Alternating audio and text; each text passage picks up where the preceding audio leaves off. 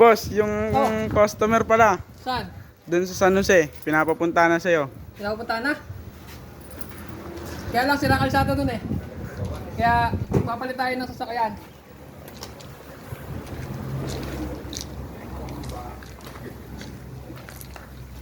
Ito nga pala guys, ito nga pala yung isa kong business partner, si B-Boy. Wow. Dahil malubak doon, kawawa kasi si Hope doon. Kaya ito na muna ang gagamitin natin ngayon. So, tara guys, may initial tayo interview doon sa kanya. Actually, yun ay lumos sasakyan. Malamang restoration din. So, tara guys, samahan niyo ako. Helmet! Ayos ah. Susi! Uy, ayos, ayos.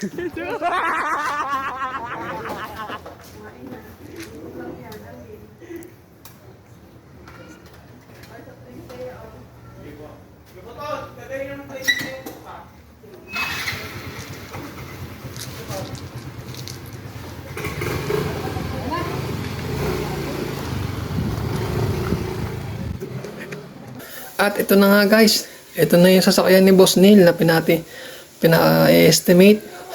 So kitang-kita nyo naman, talagang hindi na maganda yung kondisyon ng kanyang body. So talagang ito ay full body wash over, in and out.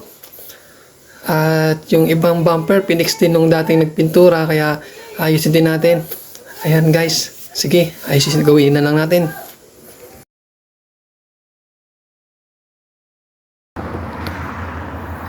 Yun, guys, ayos. Ang bait kausap ni Boss Neil. So bali, ang lupit na nangyari sa sasakyan niya, ano guys. Hindi, mangyayari pala nito talaga ay full body restoration na po.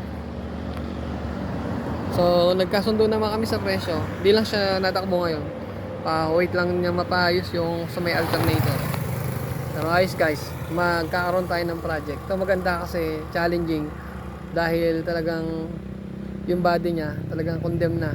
Hindi na pwedeng lihain lang bago pinturahan. So kailangan talaga natin siyang strip to metal. So yung iba kailangan i-restore kasi pinix na yung bumper. Ayun guys, may bago tayong project.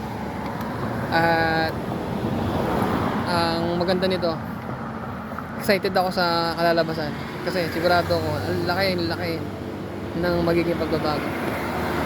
So ayun guys, maraming salamat sa pagsama. Boss Ay nga pala, yung Amang Gala. Let's go!